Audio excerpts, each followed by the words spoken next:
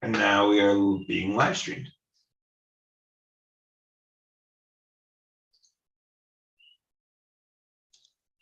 Well, a very warm welcome to everybody who's come to COZ 71, I believe. We started this conversation.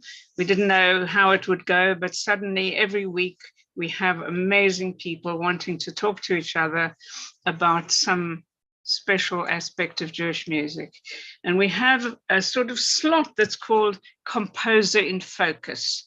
So we're delighted today to have composer Judith Shatin in focus, and chosen by Marsha Dubrow, who's going to be talking to her and about her. So Judith is a composer who draws on traditional and expanded instrumental palettes, often using them with electronic media.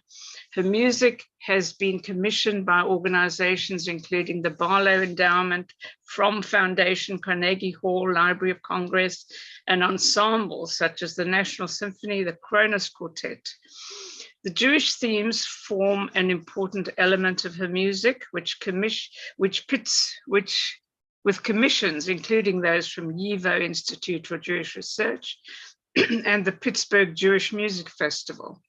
Music is recorded on many recognized labels. She's been called highly inventive on every level by the Washington Post. Judith Shatin's music combines an adventurous approach to timbre with dynamic narrative design. Educated at the Juilliard School, Princeton University, Judith is Professor Emerita at the University of Virginia. Dr. Marsha Dubrow is musicologist, rabbi, cantor, composer of Jewish music. She's currently a visiting scholar in Jewish music at the Jewish Theological Seminary in New York. She served for over a decade as rabbi and cantor of B'nai Yaakov, or Jacob, a conservative congregation in Jersey City, New Jersey, and also a resident scholar and research associate at the City University of New York Graduate School. She developed their innovative Jewish music symposia and concerts exploring new dimensions in Jewish music. She's received many awards and fellowships. She has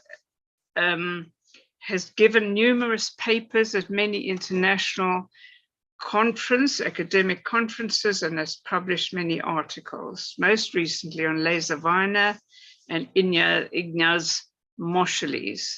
And Marsha's degrees are from University of Pennsylvania, New York University, and Princeton. So I'm Geraldine Auerbach, former director of the Jewish Music Institute in London, and a partner with Mark Kligman in the International Forum for Jewish Music Studies. And it's my pleasure to hand over now to Marsha, if you'll unmute and talk to us. Thank you. Terrific. Thank you very much, Geraldine, for your lovely introduction. And welcome to you, Judith. Please feel free to say hello to everyone. And we'll be having a really great chat today, so I want to get to it. Just to add to what Geraldine had to say, Judith is renowned for her richly imagined acoustic, electroacoustic, and digital music. I'd like to give everyone a taste of Judith's imaginative, complex, and very diversified offerings. So we'll be hearing a lot of her music today, but most will be excerpts, allowing time for Judith to introduce each work and provide appropriate backstory. In advance of the flow, the normal flow that we have, I'm going to share my screen now, and we're going to open with a work by Judith, but we've decided, if I can get the share up properly, we've decided that this is a share that needs to be, how shall we say, it it needs to be broadened in its consideration because of the moment we are living in. And we're going to be listening to Judith's profound setting of the 23rd Psalm in Hebrew as a collective COZ memorial tribute to those who have lost their lives in the horrific Ukrainian-Russian conflict. We hope and pray as well for all those who are engaged in that unfortunately continuing conflict. After we listen, we will speak with Judith about how this particular piece came into being. And I'm going to open my screen now, and hopefully this will happen. And I am not seeing the sound and video materials that Lori had mentioned earlier during the setup. Where would I find that? You find that before you share the screen. Okay, so I'm going to stop the share for a moment. If you'll forgive me, everyone, I want to get this right. And I will go to where on the bottom of the screen I see you go to share screen. Mm-hmm. And then I got before it. you All checked. Okay, we're all good. Everything was already checked. Good. So here we go. This is the tribute. You know, most of you know that the 23rd Psalm Adonai Roi is traditionally recited at Jewish funerals and also during the Yizkor service, the memorial service that occurs 4 times a year. So we will now go to that rendition.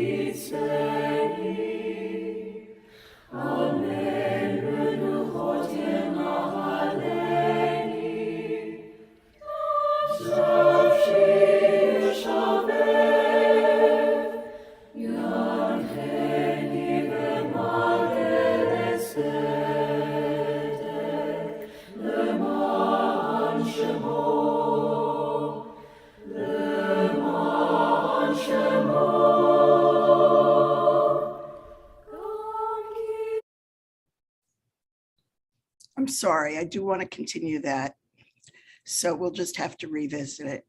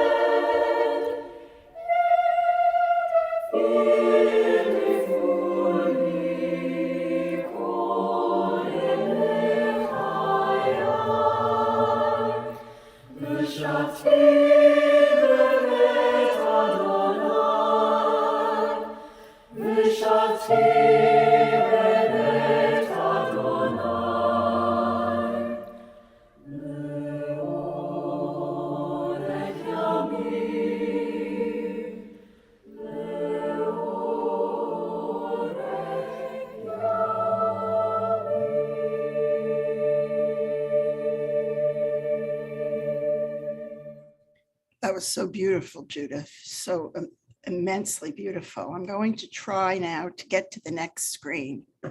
Great.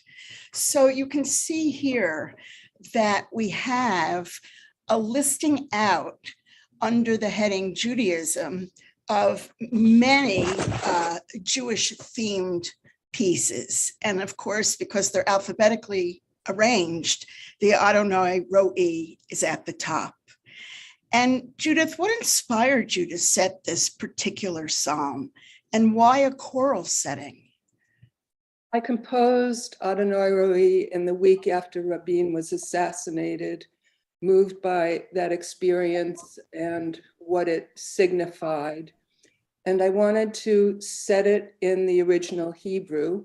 And for that, I need to thank my husband, Michael Kubovi, who is Israeli, who assisted to make sure that the intonation was accurate.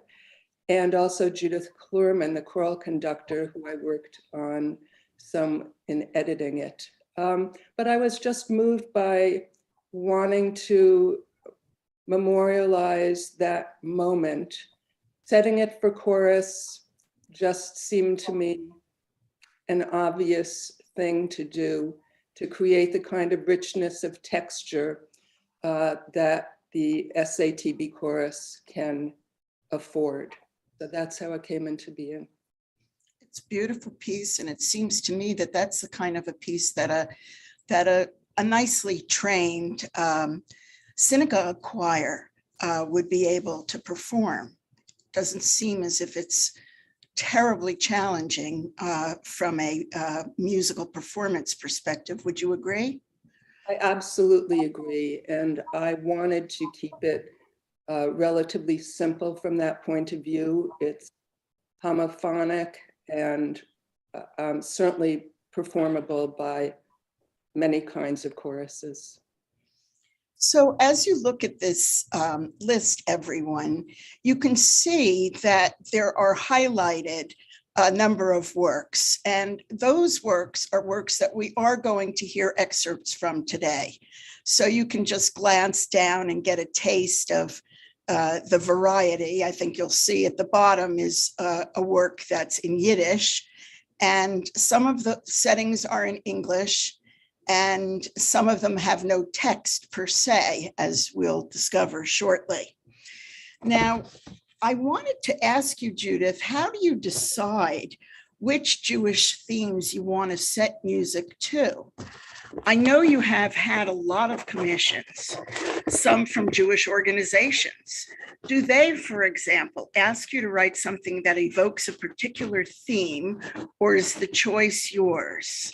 How do you decide? And what about issues of vocal versus instrumental and specific instrumentation? That was more than one question. However, let me you can parse it. It depends. So for instance, university singers and their conductor, Michael Sloan, who performed Adonai Ro'i, he actually approached me with the commission and was very specific. He was interested in my setting the priestly blessing, which I did in Birkat Kohanim. So I did it in the original Hebrew as well. But most frequently, I'm given free rein as to topic, not always. For instance, And sometimes I just am inspired to compose a piece, and I don't necessarily wait for a commission if I'm so moved. So let me give you an example. After I composed Elijah's Chariot for the Kronos Quartet, and I did have total autonomy in terms of content for that one. And as we'll see later, Elijah's Chariot has as a theme, high variations. It has as its theme that runs kind of through it, Eliyahu Hanavi. And I became extremely obsessed by that melody. Why? I can't tell you. But I had a residency at Brahms House in Baden-Baden, and I was actually supposed to be working on another piece, but I needed to find a way to kind of expiate that tune. And so I composed high variations on Eliyahu Hanavi, and I decided to create 18 variations, which is the mystical numerological meaning of high. And I did so. And we'll talk about that piece. Actually, it looks like coming up next. So maybe we should move on to that, because I'd like to say a couple of other things about it. Okay. It's a very unusual piece in that the order of the variations is up to the performance. Judith, you're doing Elijah's Chariot first. Yeah, we're going to listen to Elijah's Chariot first, because I wanted to just situate the Eliyahu Hanavi in everyone's ear within the framework of this incredibly fascinating setting that you have. So could you give us a little backstory in terms of how you came to think about this theme of Elijah and how the work came about and its conceptualization, and share with us how it's scored, what instruments, et cetera, and electronics. I will. Elijah's Chariot is scored for amplified string quartet and electronics fashioned from recordings of a shofar. It's very difficult for me to tell you exactly how ideas come to mind, but I was fascinated by the story of Elijah and the transcendent aspects of it, and started thinking about that and how I might find a way to embody some aspects of it in music.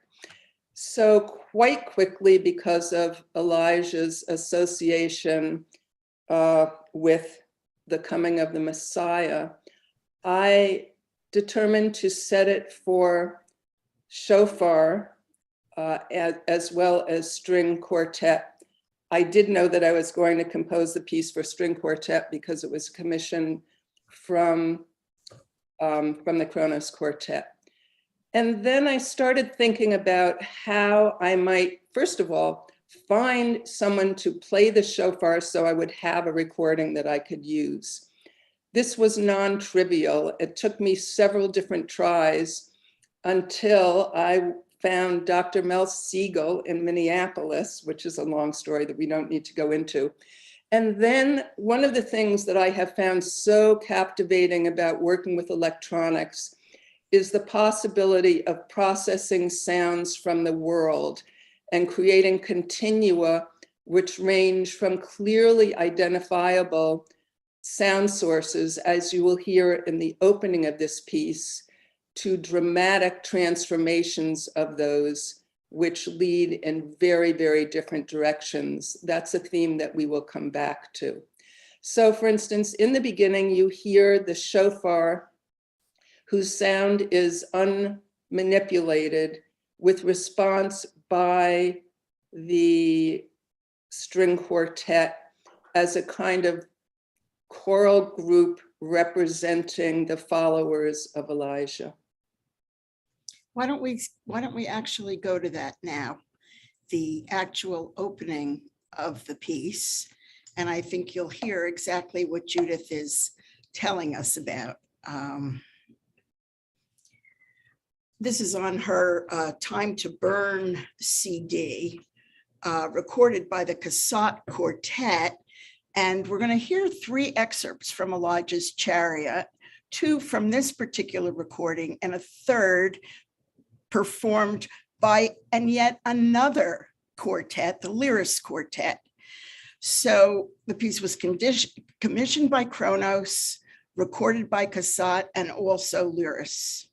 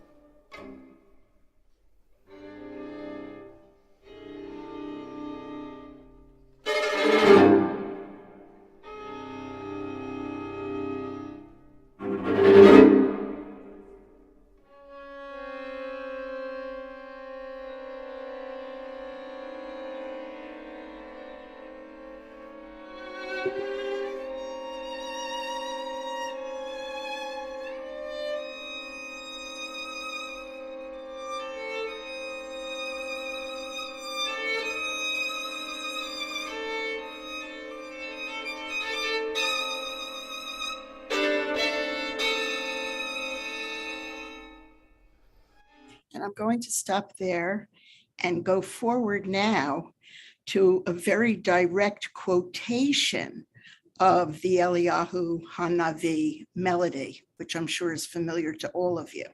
So let me just get to that and we'll have a listen.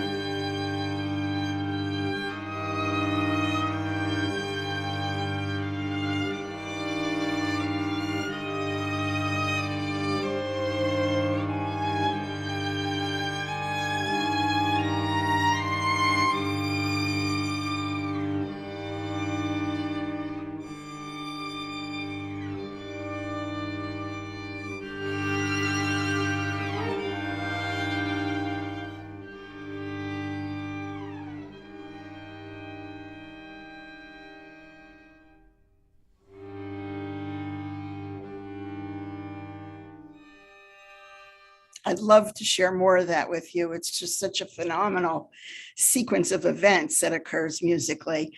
But we're going to go on to the last excerpt with the Lyris Quartet, and I think you'll find this just phenomenal. I'm gonna have to go in a little bit further so that we have, how shall I say, enough time for everything.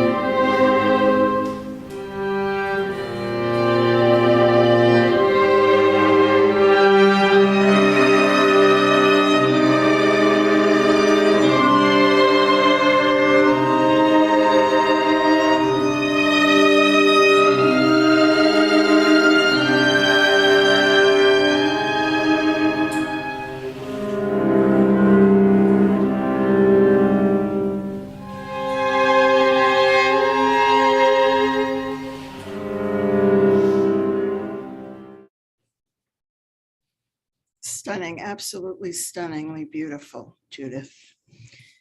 And we're going now to go right into what Judith was mentioning earlier, namely the Chai variations on Eliyahu Hanavi.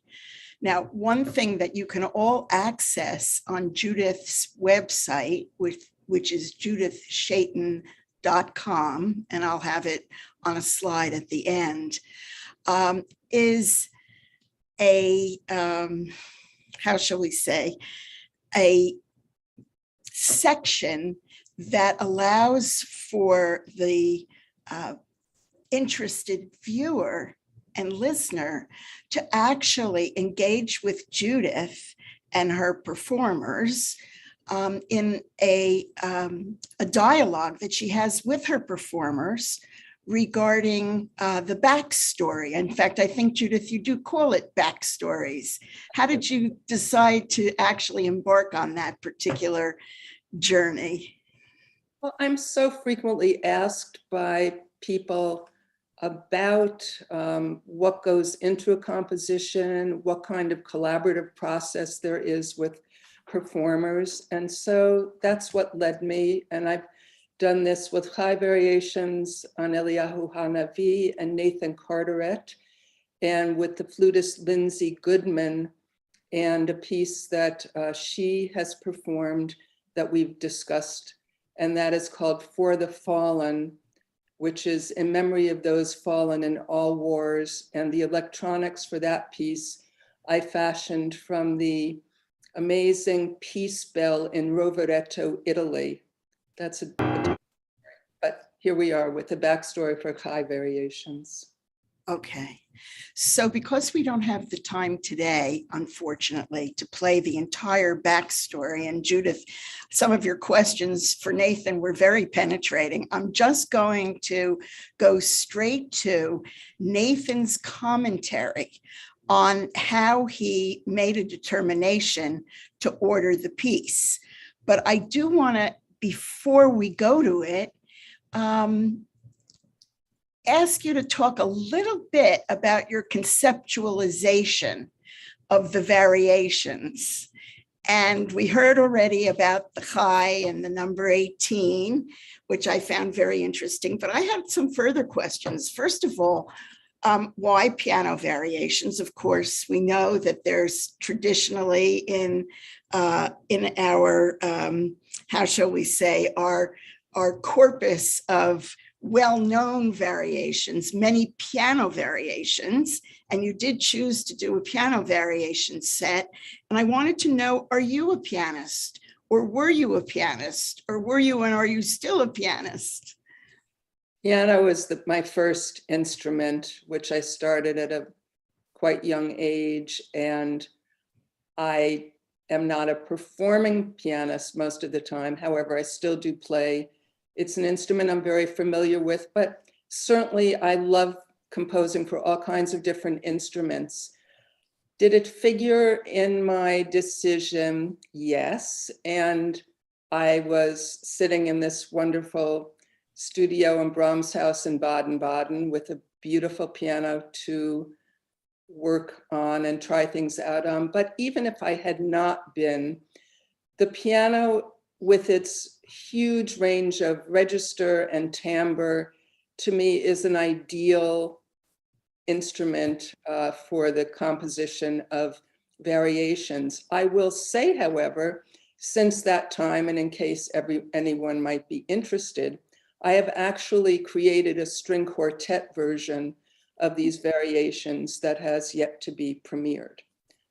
So now we're going to hear Nathan, the particular pianist who's performing this version of the piece, talk about how he made his choice for the actual formal structure of the piece, because Judith, among other things, is a numbers person. So can you just say a little something about the possible combination? I will. So one of the unusual features of this piece is that the performer is given the agency of choosing the order of the variations.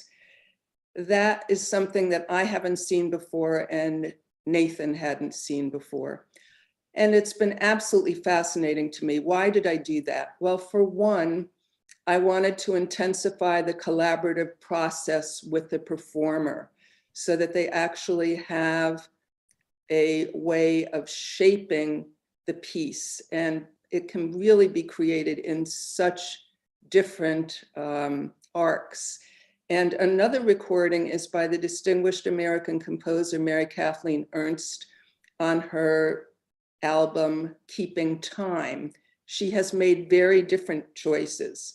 In fact, I've started a database where I am listing the orderings that different performers have chosen, because I'm really curious to see if there are clusters.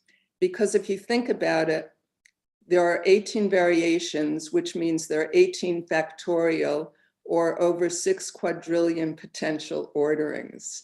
So out of that, I'm really curious to see how people make their choices. And here is Nathan explaining how he made his.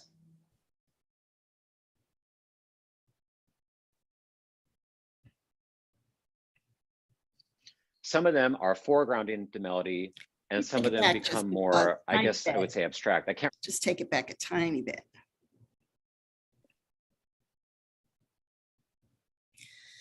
And before I start, I just want to also mention, because when we listen, you'll be more informed. I also want to mention that Judith assigned or ascribed a designation for each variation that gives the performer a sense of what the composer was thinking about the feeling that the particular movement elicits. And I think that that's very significant in the way in which a performer will choose, because it's not just a case of, well, do I want to have a lot of fast movements together and then a lot of slow movements together? But this feeling designation that you'll see as we're watching speaks volumes about the infinitude of the dimensionality of what Judith has created here. So let's listen now to Nathan Carteret talking about the piece. The different 18 variations that you included. Some of them, and actually heard about this in the intro to the printed score, some of them are foregrounding the melody, and some of them become more, I guess I would say, abstract. I can't remember the exact word you used in the printed intro, but what I wanted to do was have a good balance of those that foregrounded the melody with those that were a little bit more abstract. And so I decided to put them in groups of 3 in my own mind, where each group of 3 would have one where the melody was very obvious, one where the melody was maybe much further in the background, and one typically that was a little bit slower. So I kind of thought of these 3 movement suites. And then beyond that, I am a very literary person. I hope I'm not too literate, but I am a very literary person. And I happen to be acquainted with a lot of the Bible. And I thought of the own story arc of Elijah from the Bible and applied that to my understanding of the order of your variations. And so certain variations to me, certain aspects of his story from the Bible. And I wanted to include those in a sense. So I hope overall there is an arc where people can feel very familiar. In other words, the tune is foregrounded, everything is sort of comfortable, but then they're also taken to new places and new frames of mind with the more abstract, as I would call it, variations. Wonderful. Okay, so now let's have a hear or a listen, as it were. We're going to go to the beginning of Nathan's engagement with Judith's variations, of course, starting out with now the very familiar theme.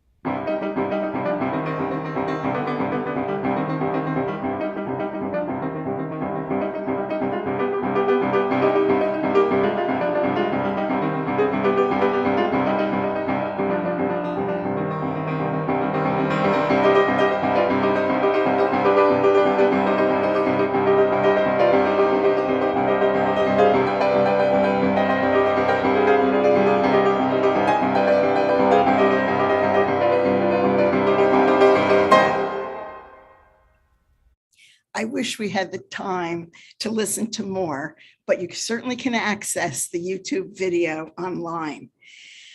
Now we're going to move on to one of Judith's settings of a Yiddish language poem by Zutzkever. So welcome. And it's from the Weiter und Weiter set of poems that Zutzkever wrote. I'm not sure of the exact date of the writing of this, but for those of you who aren't familiar with Avram Zutzkever, he was an extraordinary poet, quite renowned, whom Israel claims as their own. He was one of the heroes of the Holocaust, having secreted away many rare books and manuscripts from Yivo to a hiding place in the Vilna ghetto. And there are books that have been written. If you're interested, feel free to Google Zutzkever, and I'm sure you'll have the references. He survived the Holocaust and made Aliyah to Palestine in 1947, dying in Israel in 2010. He's considered one of the greatest poets of the 20th century. And Judith, you chose to set this particular group of poems. And we're going to hear one particular poem, Toys. And if you could share with us how this came about. This piece was commissioned by Stony Brook Contemporary Players, and I had the opportunity to really do what I wanted. Why did I choose this? I had been drawn to these poems for some time, and my paternal grandparents, who immigrated to the US from a small, well, my grandfather immigrated from a small shtetl, which is now part of Belarus. And I wanted to do a piece that would somehow reconnect to them. They spoke Yiddish at home. It was my father's first language. And that, coupled with being drawn to the content of these three poems, they all are related to the Holocaust. And the rhythms of them in Yiddish drew me to want to set them in the original language. And also as my small contribution to finding ways to live.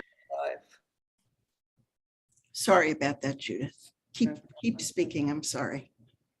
This is a performance by bass singer David Salisbury Fry, by pianist Jeremy Thompson, clarinetist David Perry, and cellist Adam Carter, who are all colleagues of mine, except for David, who's based in New York. I originally conceived of this for this ensemble with bass singers, having been inspired by Mussorgsky's Songs and Dances of Death. It's a very dark sound, the bass voice, and it's actually a rather rare voice. I've also since done a version for baritone, which I'm also quite happy with, but I have to say there's something about the character and quality of the bass voice that for these particular poems felt perfect. So we're just going to hear this poem, which I guess in the performance, the three poems were performed. We're coming in the middle, and this is Toys. And we'll just hear a little bit of it because it's a little lengthy and unfortunately we can't hear the whole thing.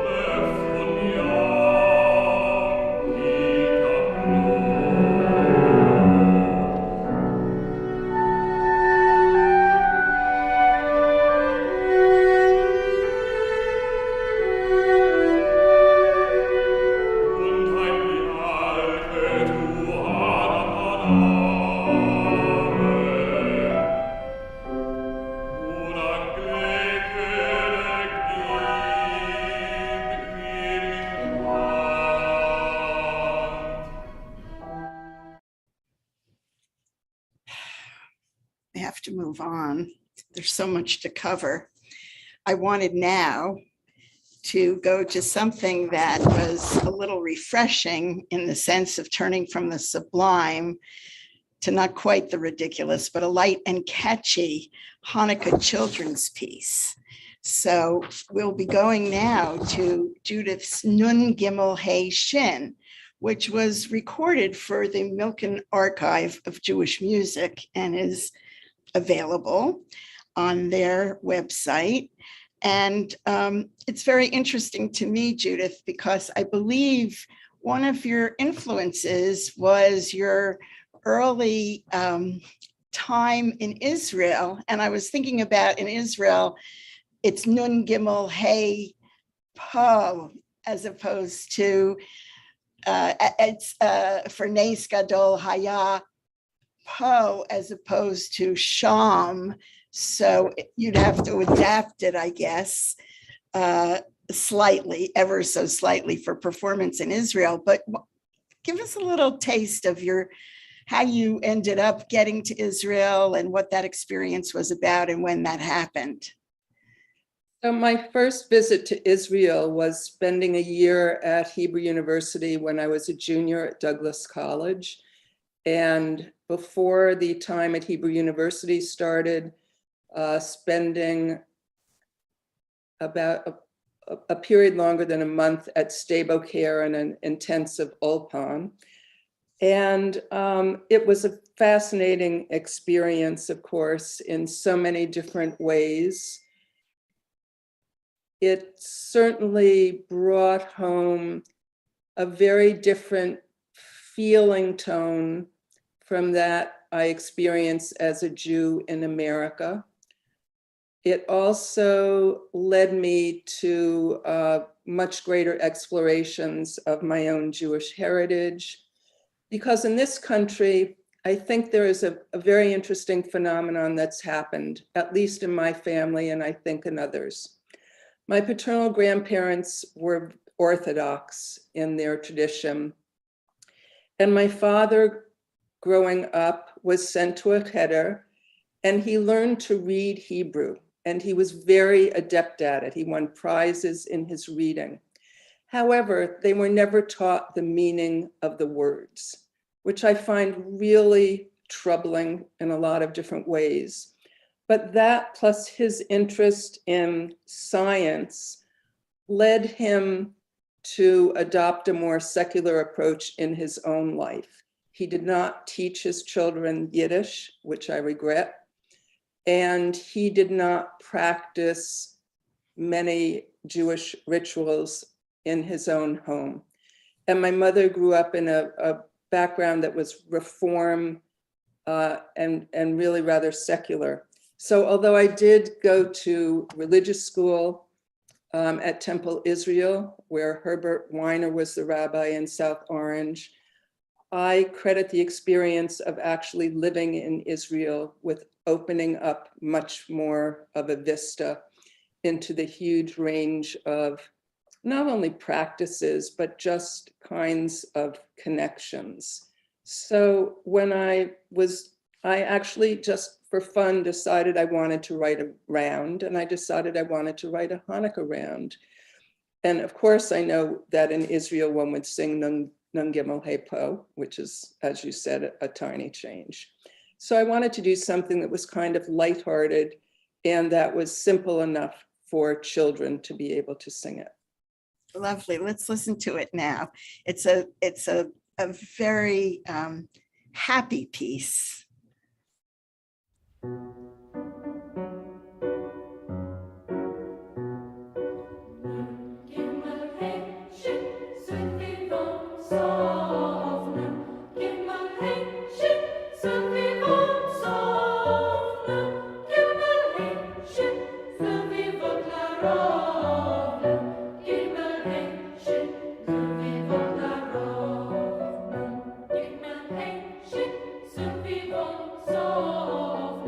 Hey,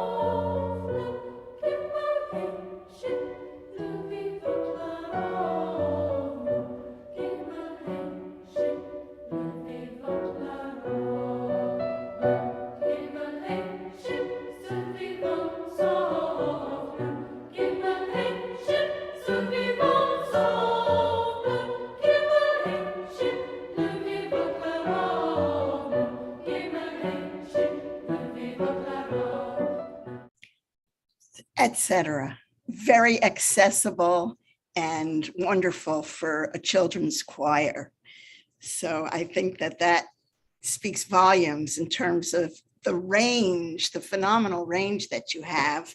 And in fact, now we're going to have a little bit of a taste of a very different flavor of Judith's music as we move away from Jewish themed music to a few excerpts of some of Judith's other offerings. And Judith, today is International Women's Day. And I think it's not accidental, if you will, although I hadn't thought about it, that until now, that you as a woman composer are here with us today on COZ, because we haven't had women composers represented. And I know there are many, and I know you're very active in some of the organizations that are that promote women composers. I'd like to ask you, though, about the women's perspective, and you're choosing Penelope rather than Ulysses, and what the inspiration was for working with your collaborator, because it's a completely collaborative piece. So if you could just share a few thoughts about that. Sure. And before we do that, I would like to mention a couple of organizations, because you're correct. There are many wonderful women composers and many are not well known. I was president from 1989 to 93 of American Women Composers. And that organization and two other organizations of women in music got together to create the International Alliance of Women in Music, IAWM.org. It's a really great organization. They have a wonderful website, a journal, and there's really so much available that it would be helpful for people to know about. Okay, turning to Penelope's song.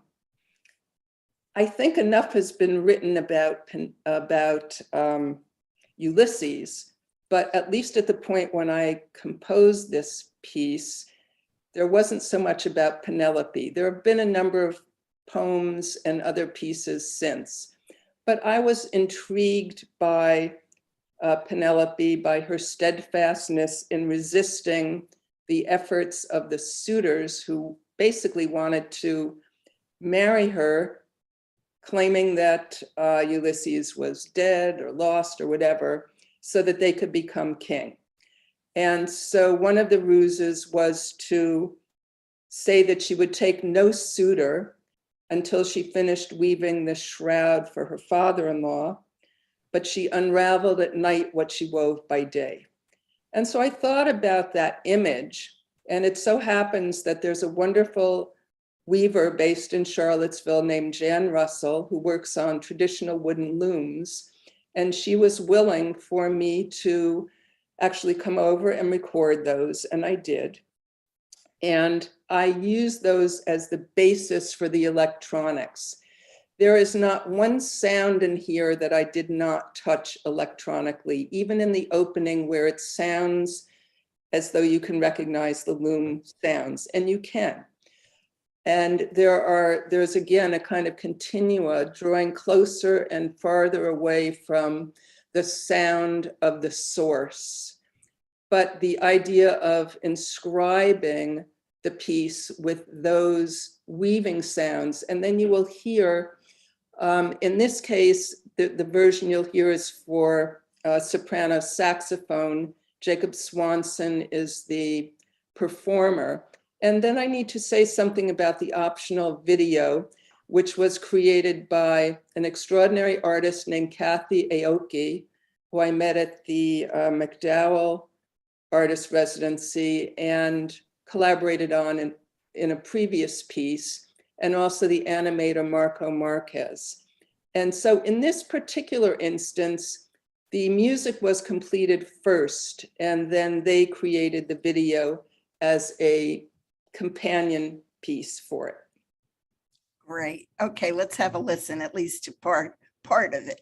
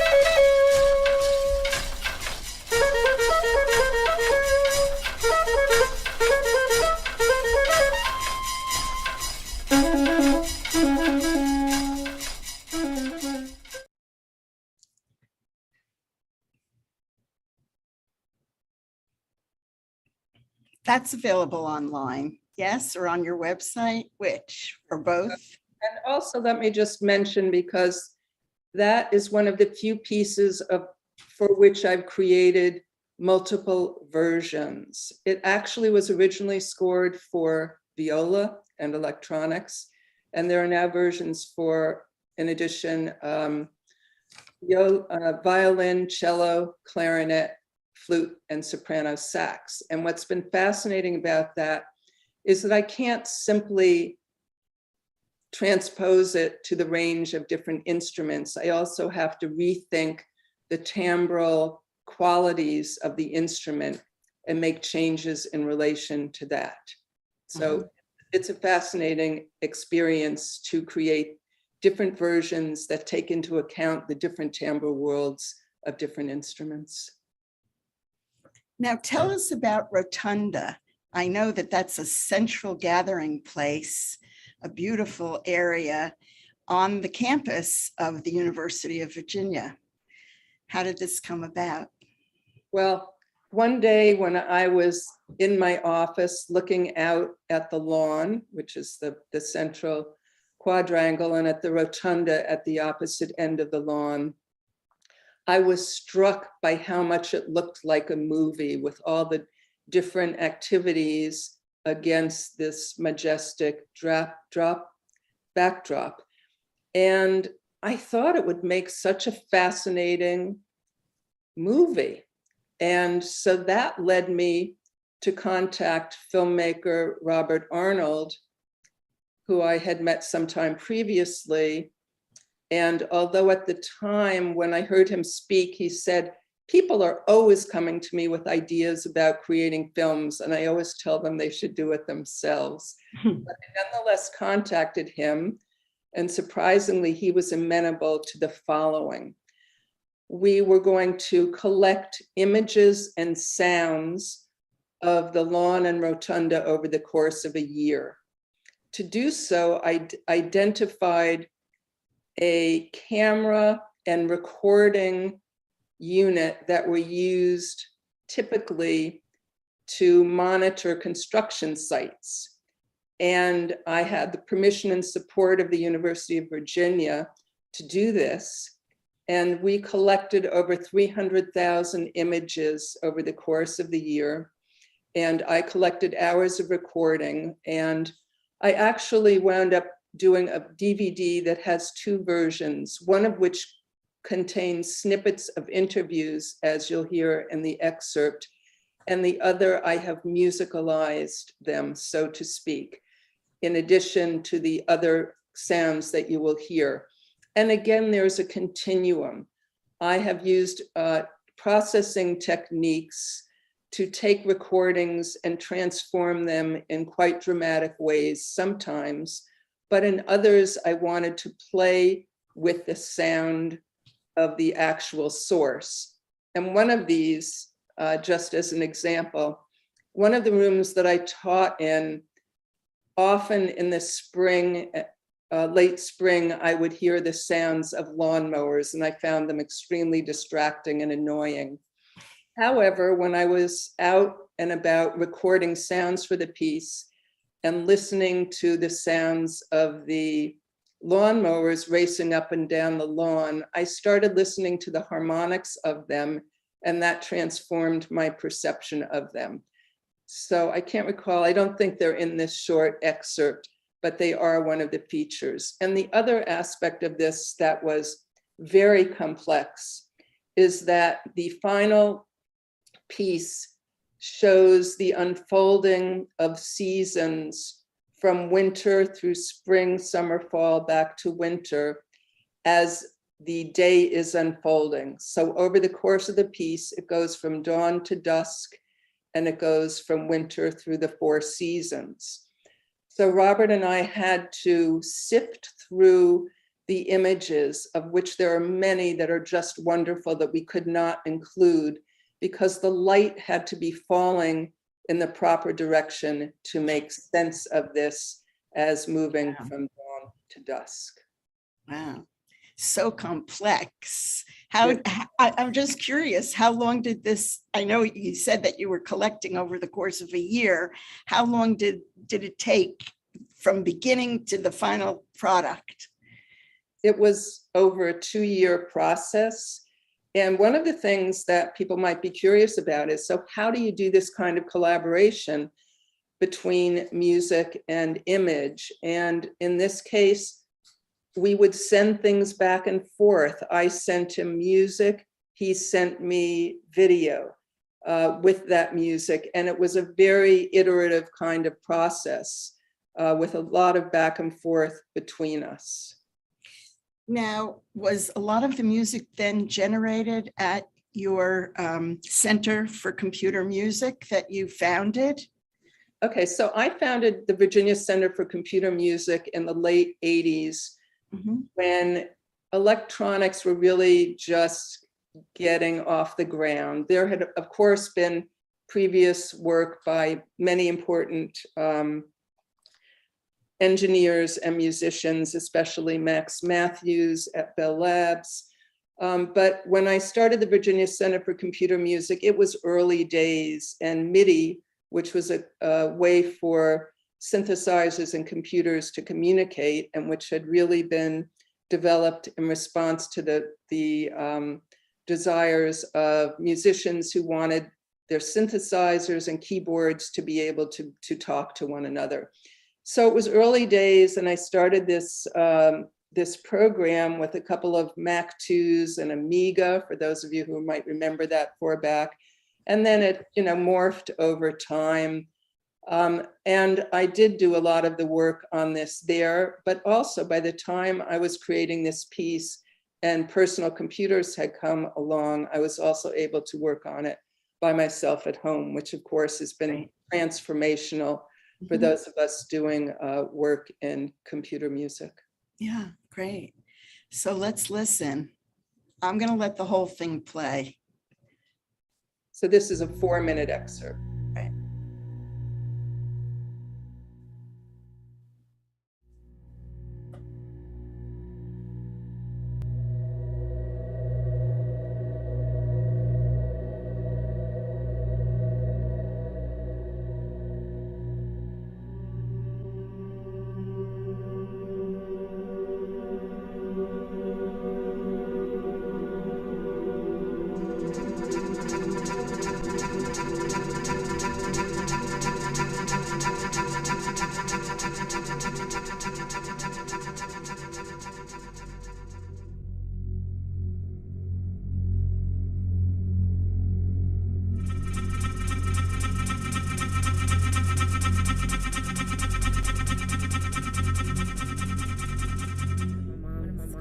Co-worker, his great-grandfather, his great-grandfather,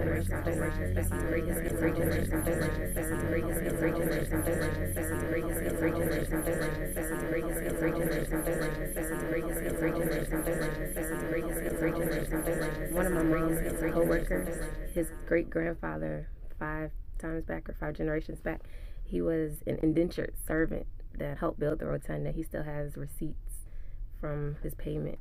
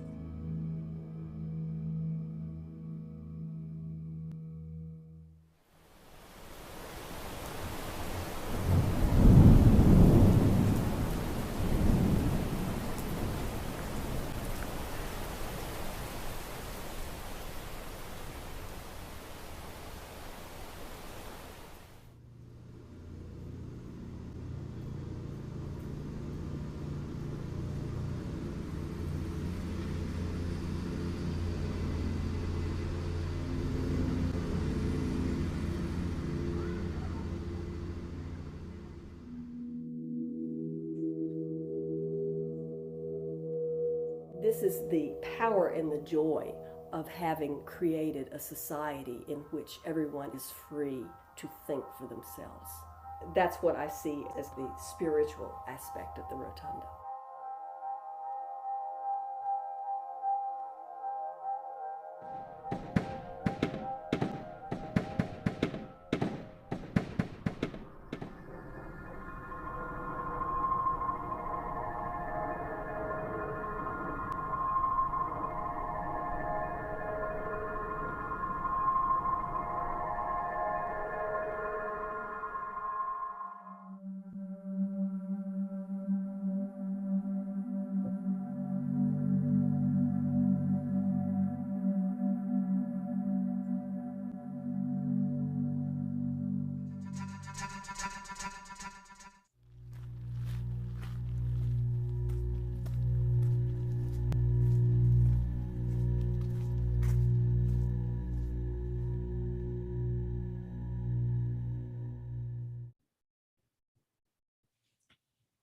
And I just wanted to be sure, Judith, that we were able to get to some of your work that I think speaks to a contemporary orientation, a postmodern orientation, and an orientation that is collaborative, which I think is one of the real principles of your approach to music composition. Now, because we're kind of getting a little late and I want to leave a lot of time to hear some of the pieces I had discussed with you for the end, we're going to skip Ice Becomes Water, which is a wonderful instrumental ensemble piece. I just am going to show everybody the very opening because you can see that there is a screen behind the piece. So this is, again, if you will, a multimedia, multisensory work that was commissioned by the San Jose Orchestra. We're just going to have a tiny snippet of this.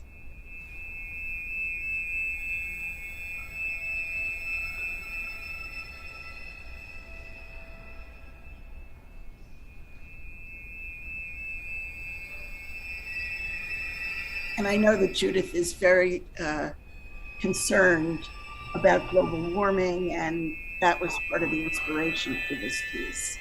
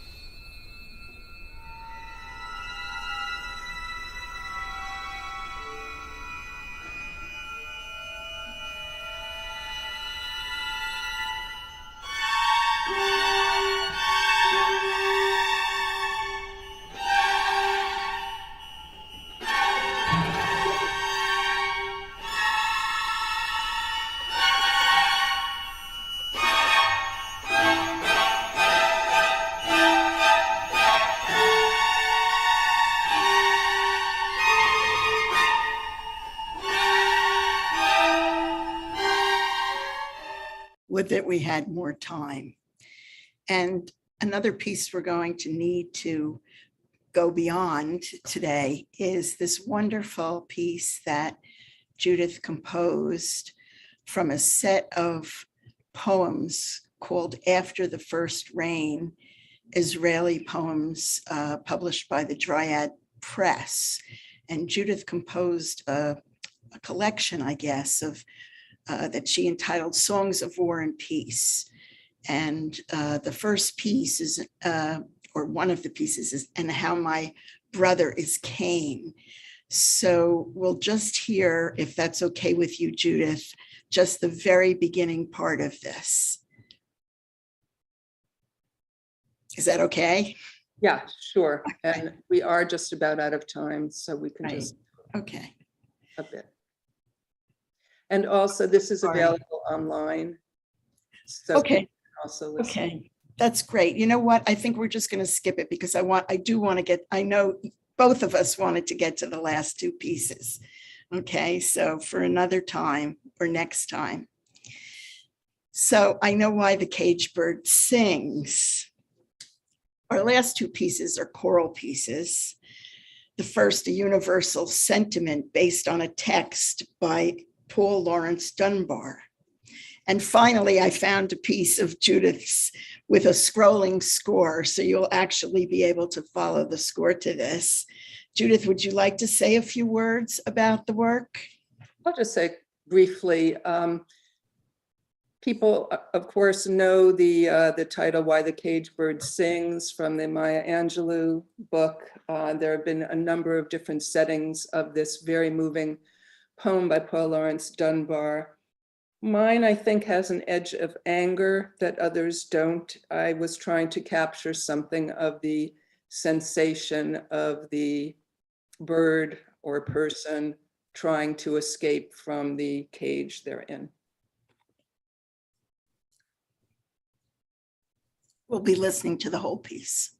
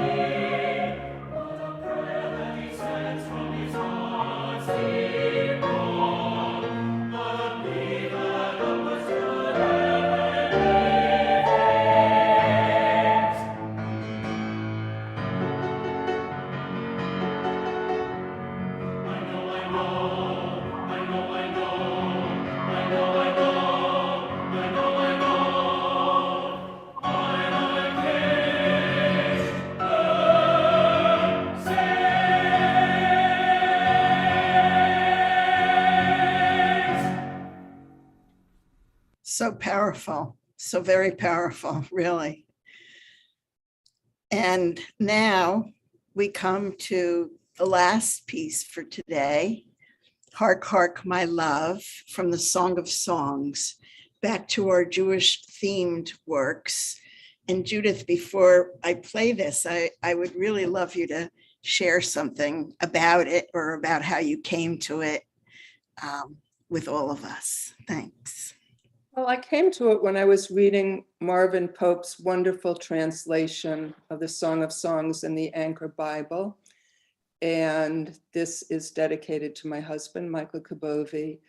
And you will hear quite a bit of word painting, which is one of the things I so enjoy about setting texts.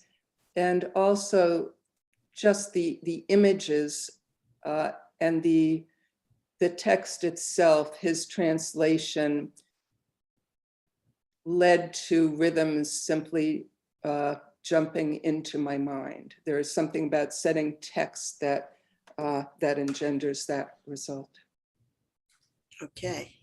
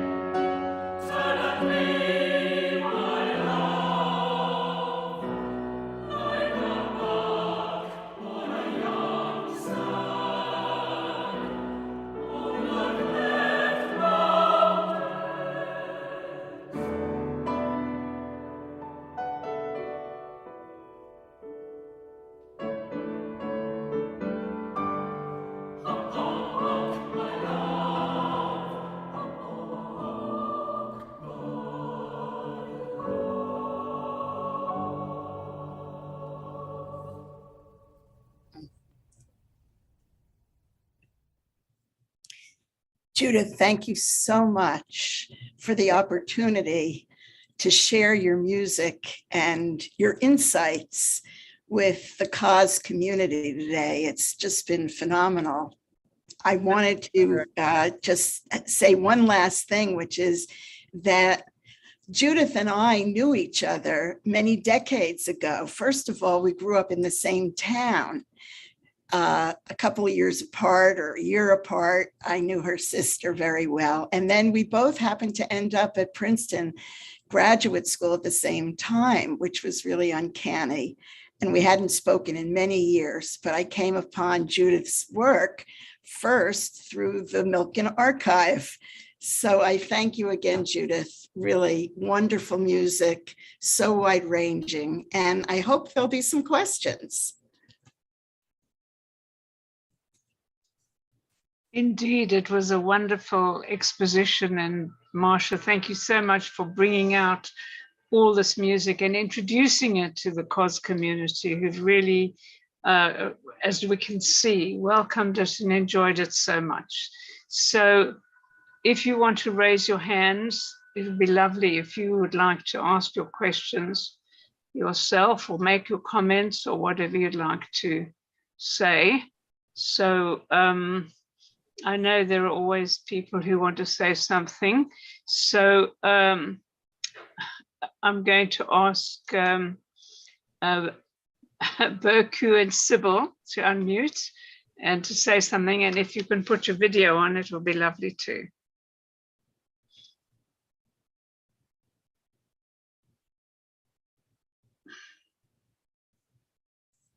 As you have your hand up, but we can't hear you at the moment. So, and we can't, and neither can we see you. So can you hear me? I'm sorry. Now we can hear you, but we can't see you. Yes, apologies, but I'm on a terrible connection, and I think the camera will just make it impossible to talk. I just wanted to thank all of you for this phenomenal presentation. We're already Judith's fans, but there were some pieces that we experienced for the first time, and we just want to thank you for this amazing range of work. Also, about variations and Judith's incredible, choice regarding authorship. And it's such a confident, I think, move. And I just wanted to ask Judith about, what the experience was like. Did you experience almost like a sharing of control, or were you already so, confident about what you've made with the very, pieces themselves, with the segments themselves? Could you perhaps tell us a little bit? Thank you so much. Well, collaboration is very dear to me. I love working with performers who like to explore. And I am very far from the notion that performers are mere executors of what the composer creates. They are collaborators. They are active collaborators and interpreters. And so that's just fundamental to my work.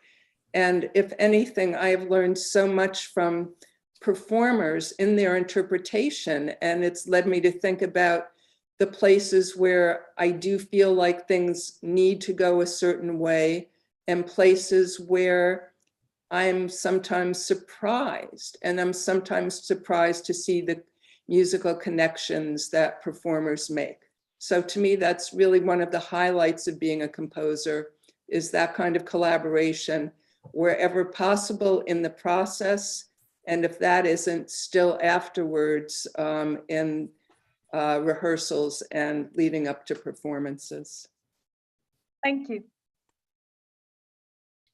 Judith, there were a few questions in the chat.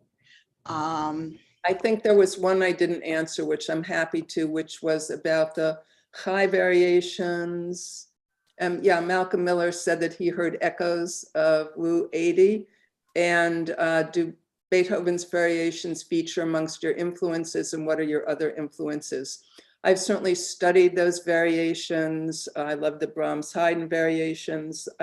I'm certainly very familiar with the form. But one of the things that I wanted to do in my piece was, in a sense, slightly deconstruct the notion of what a variation can be. So in the ones that we happen to hear, they are all pretty close to the tune. You can find it. But in some of them, the tune is really completely deconstructed. So there's also a kind of movement, not only farther and back towards the melody of the theme, but also historically, from variations that are close to or closer to what one might have expected at the time of Beethoven to ones that are totally unrecognizable.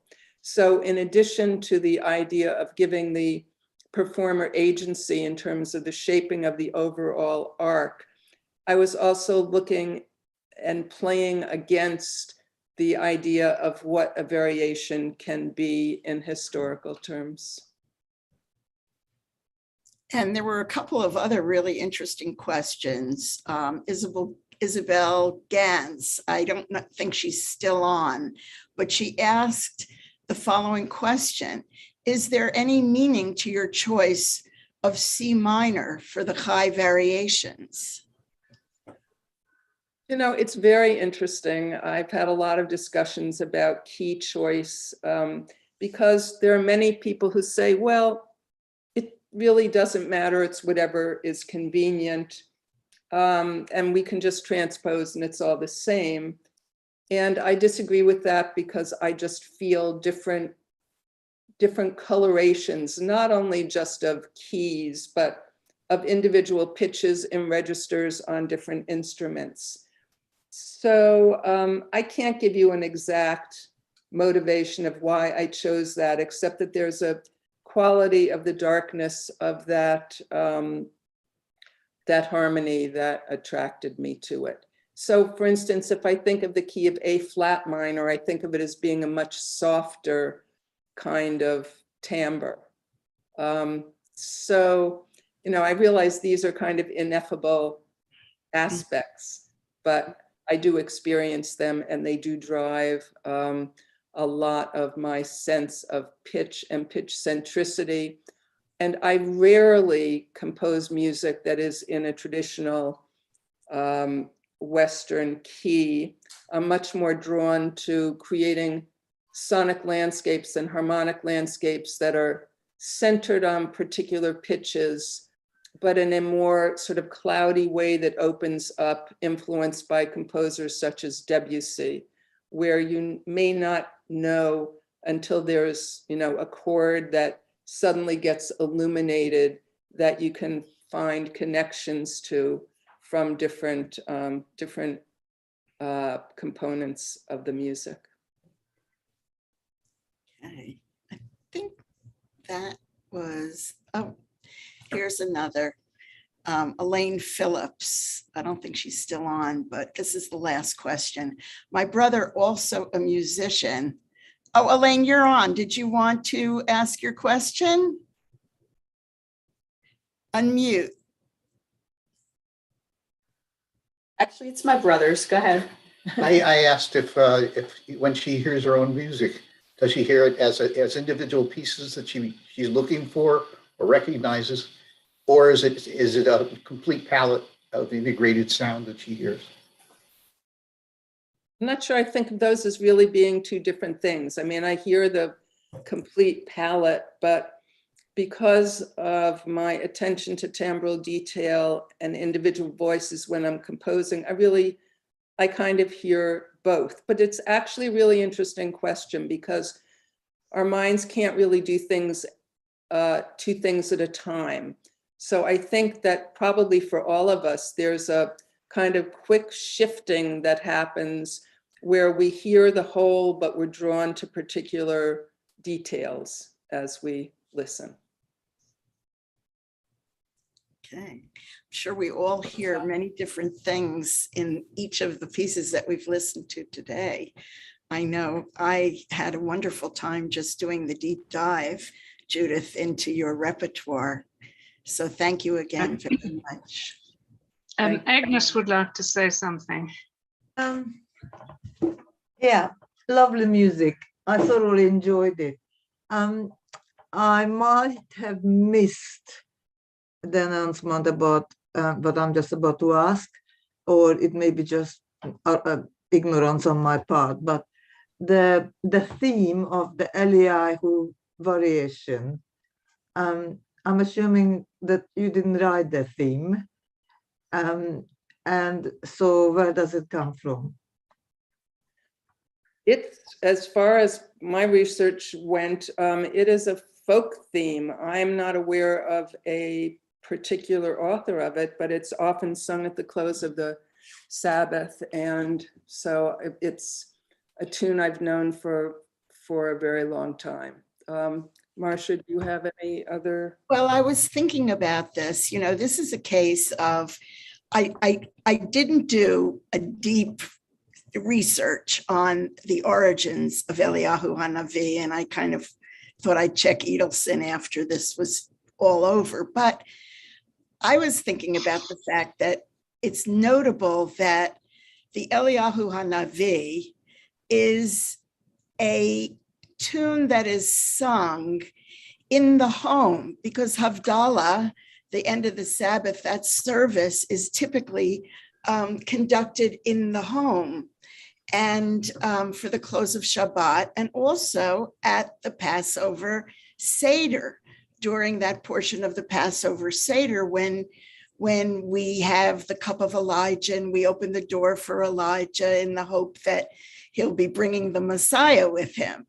And I know as a kid, that was always a big deal. So it's sort of in our bones. And Judith, I suspect it was pretty much in your bones too.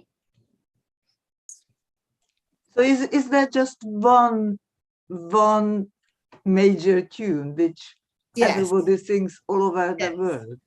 Yeah. Whether it's Ashkenazi or Sephardi or... Well, I don't know what the Sephardic experience is. I only know that that's the only tune that I've ever heard for it. Okay, so thank you so much. I should also mention that I have just done the variation the theme is based on the first half of that melody. It's more extended than what I used. Okay, thank you so much. Okay. Malcolm? Oh, yes. Thank you so much. I mean, I really enjoyed the hearing all the music and the discussion. It's obvious that you're sort of very conscious of the importance of certain topics like climate change, as Marsha pointed out, and you wrote the first psalm resulting from sort of events in the world. And I just wondered how you felt in terms of the responsibility of composers. You know, do you think it's the responsibility of composers to use their art to respond to issues arising in the world? Do you think it's a personal choice? Is it something, you know, is there an element of choice there? And also, what are the sort of particular things that you feel that causes you to want to respond to them? What sort of events and things? Again, multiple questions wrapped into one. Very good question. I will speak to my own personal decisions. Yes, I'm very interested in responding to events going on in the world, and also my experiences of the world, which range from the kind of music I've done in relation to experiences of literature, of cultural artifacts of all different stripes. But I have found that in recent years, I've been drawn more and more to respond to events in the world, not necessarily those happening now, but also events that have happened in the past, as in my choice of Weiter and Weiter. But yes, especially given what has been going on now. I've actually just finished a piece called Terra Infirma. It's a piece about the Great Lakes that focuses on the animals and the sounds of the lakes themselves, in particular the voices of the animals that are on the verge of extinction, like the whooping cranes, and on, well, there are a number of different animals. There are way too many different animals. So I guess in my undertaking of that piece and in Ice Becomes Water, you know, I ask myself, so what can artists really do? How are they going to move any needle? And that's really a hard question to answer. And I think my hope is that in doing these kinds of pieces, that because music elicits emotional response, as well as, you know, being able to talk about structure and design and other things that are more, in some sense, objective, that it may help bring home to people the meaning of what's happening. So in Ice Becomes Water, which you can hear on YouTube in the performance by the River Oaks Chamber Orchestra conducted by Mayan Chen, one of the things over the course of that piece where the electronics were made by processing field recordings shared by a glaciologist who studies the acoustic signatures of glaciers, you can hear not only the kind of grinding sounds of those glaciers as they're melting,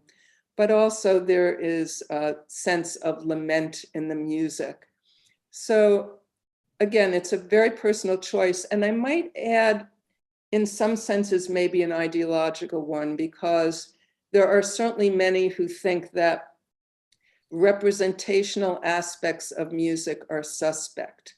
And I have come increasingly to disagree with that idea. It does not mean that even in my own work, I don't do pieces that are non-representational in terms of sounds of the world. However, I think it's a choice that I hope can resonate to some extent with those who hear those pieces and read about at least my intent in them through program notes, etc. But it's a very interesting and I think compelling aspect that artists of whatever medium need to query themselves about. Don't we have some kind of obligation to respond to what's going on in the world? Thank you very much. I was just wondering whether the electronic medium lends itself more to that type of possibility, you know, that whether you sort of find that,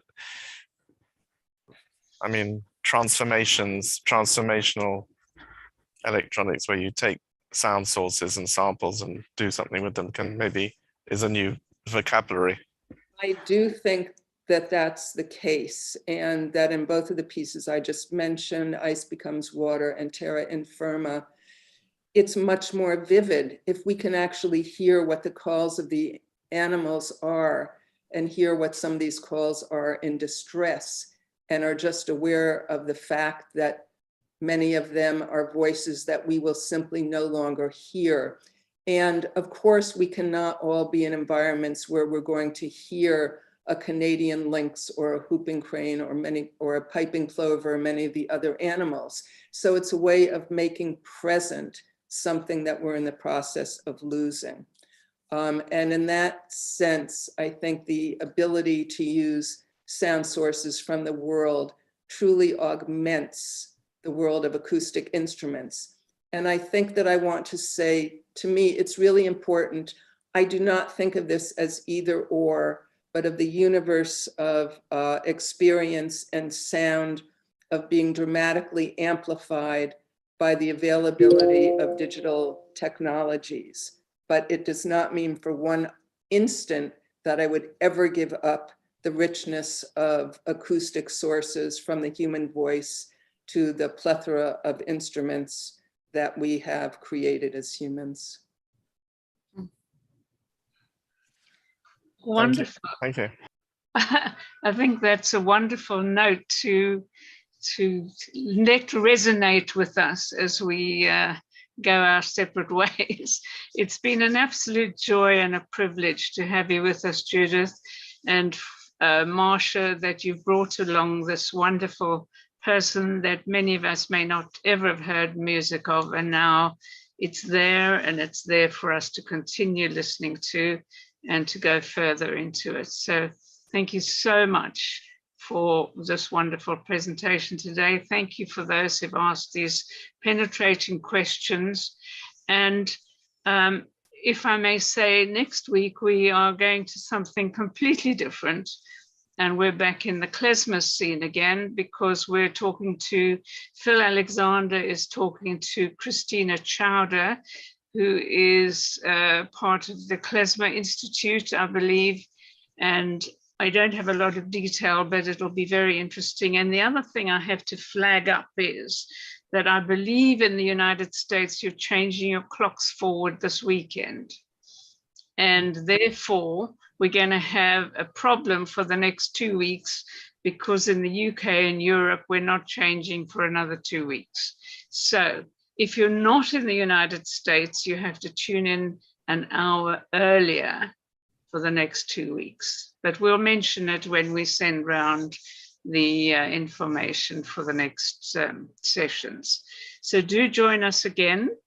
And it's wonderful to have so many regular people, Judith, who come in week after week, regardless of what kind of Jewish music we're talking about, because basically it's all interconnected.